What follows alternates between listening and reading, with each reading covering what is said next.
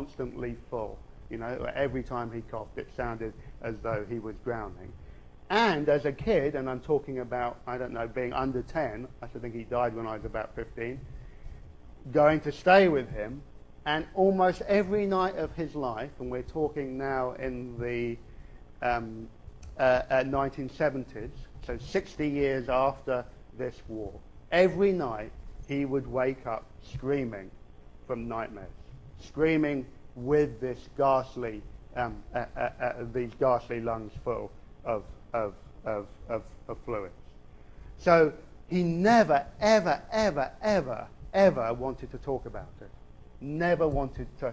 It would, you know, because I was beginning to get interested in history. He just was not going to go there. However, he remarkably, a few years before he died, said to my mother, "I want to tell you this story." Okay, and so he sat down and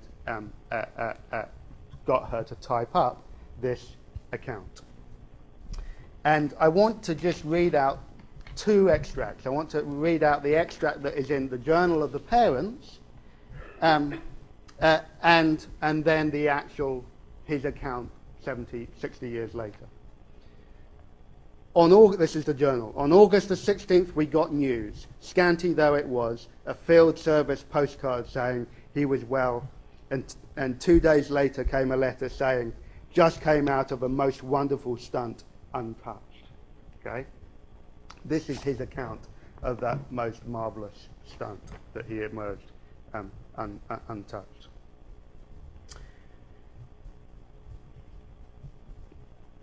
Taken up by Colonel Ingepen via Hoog to take over a line at West Hook Ridge.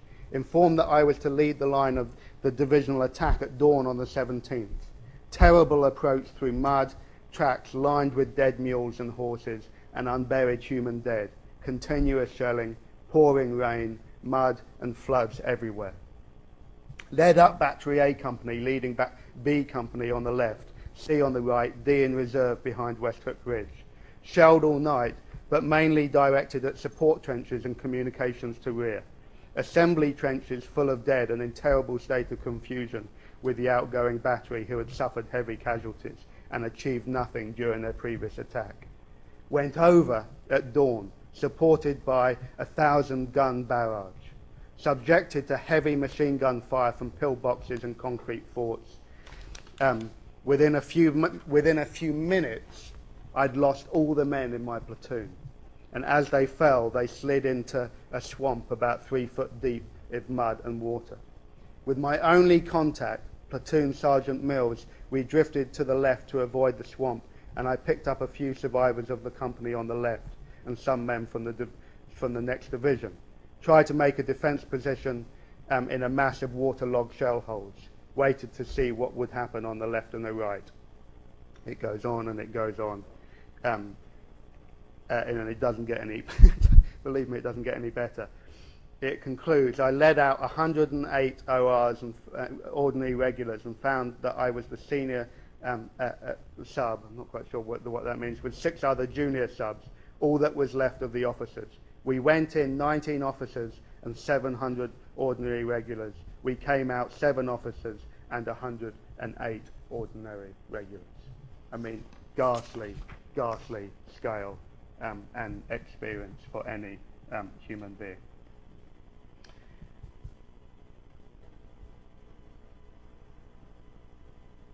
Many men that went through this experience felt then that it was impossible to convey that experience to anyone who had not been through it.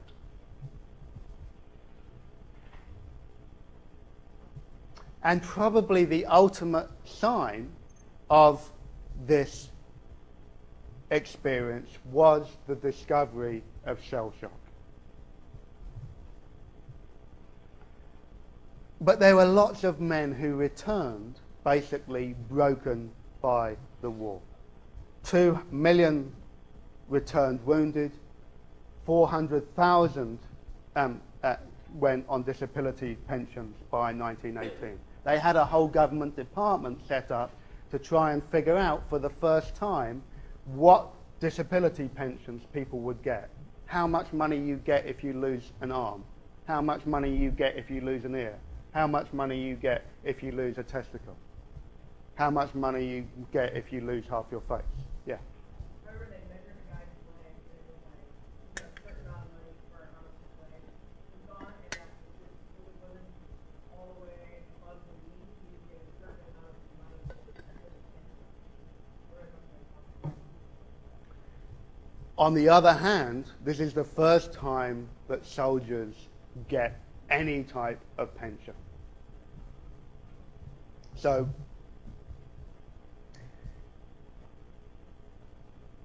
of course, what became the sign of this broken generation was not just the people on the streets with no legs or no arms or no ears or missing body parts. It was also the people psychically wounded. And shell shock, basically, the traumatic experience of war and the generation of shell shock was really something that became a massive source of medical investigation during the Great War. And of course, was an experience in a way made famous by the writing of the great war poets Wilfred Owen and Siegfried Sassoon. If you read, I was going to play you a clip of Owen's Anthem for Doomed Youth that he writes when he's up in this Cradle Heart hospital up in Scotland being treated for shell shock, but I don't think I have time. 80,000 cases of shell shock, and importantly, they're subjected to a whole range of treatments. Okay? They're subjected to water treatments, they're subjected to electric shock therapy, they're subjected to all sorts of things, but they're also become really the way in which Freudian psychoanalysis begins to make an impact in Britain. Because particularly in Cradle Hospital up in Scotland, there's a doctor who tried to develop the talking cure, okay, to try and work with within the beginnings of the reception of Freud in the UK. Okay, any questions about that before I move on to the last part of the lecture?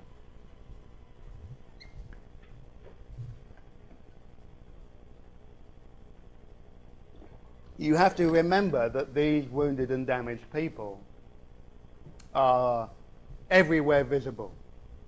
There are hospitals and recuperation homes scattered across the country. Often, they're in old stately homes down long, leafy drives, tucked out of view. Sometimes they're right in the middle of a town. Okay? So they become, and this is true in the 20s and 30s, they become a real sign of this generation's experience of war. Okay, so I want to talk now about not the immense cultural trauma of the war, but what it meant for the development of a new type of state and a new type of economic management that was fundamentally at odds with the principles of liberal political economy and laissez-faire. And I'm going to do it under these headings, and I might skip one of them if I run out of time.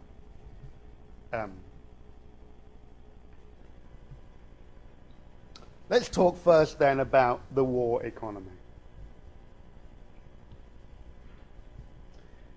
When war breaks out in August 1914, the first thing that the state does is pass the Defence of the Realm Act, DORA.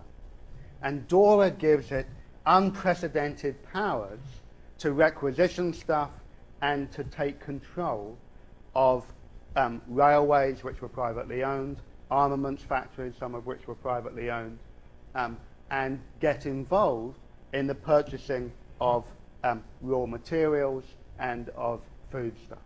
So the state, in one fell swoop, suddenly gets involved in a range of activities it was unimaginable that it could have done in the 18th or the 19th century. And it produces a very impressive military machine very quickly. You see here, I'm not going to go through these figures because you can just write them down, but essentially you have the requisition and production of an enormous war machine.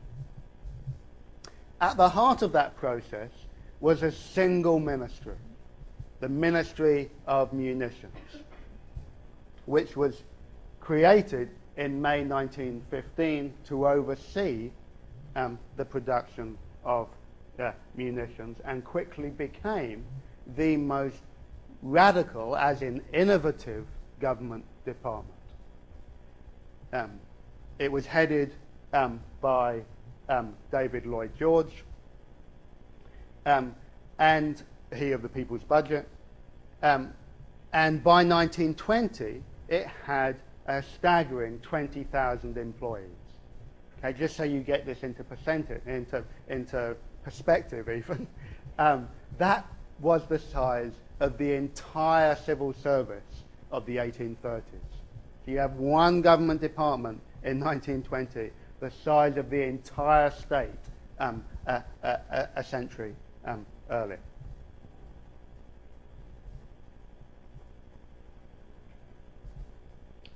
And that ministry is basically in charge of an enormous amount of the workforce. By 1918, 60% of the workforce is engaged in war work, and they're doing it in two different ways. Through national factories that the government sets up itself. There are 340,000 workers engaged in these national factories, and this is massive factories. You remember how I was talking to you about how the average size of a workshop in the 1900 was about 30 people? You know, how late large-scale industrial production came. The First World War, arguably, is the moment when industrial production on a large scale finally arrives in Britain. So in national factories that the government sets up, and in the so-called controlled industries like the railways, industries like coal, industries like iron and steel, vital to the war effort, but privately owned, but now under government control. That private ownership is basically put on suspension. One of the reasons why the Ministry of Munitions becomes such an innovative government department is because it is experimenting with how to make workers more productive, how to get workers to produce more. And in order to do that, they hire our old friend Seaborne Rowntree. Okay? And because Rowntree is deeply interested in the development of workers' welfare, forms of workers' welfare, in order to increase levels of production. So a great example of that is that the Ministry of Munitions has these 800 welfare supervisors, and their job of these welfare supervisors is to go around and check that these factories have decent bathrooms, that they have restrooms. Restrooms, oh God, that doesn't work, does it? Not restrooms as in what you call bathrooms, but restrooms as in a place to go and rest and to read in your breaks. That there would be canteens, and this is the first introduction of works canteens, really, so to make sure that the workers had sufficient food, that they could be they could work longer and harder. And they set up workers' housing and hostels. Now, an important element of that was set up in order to supervise the work of women. Now, we all know the story, of course, of the iconic so-called munitionettes, the women who were involved in the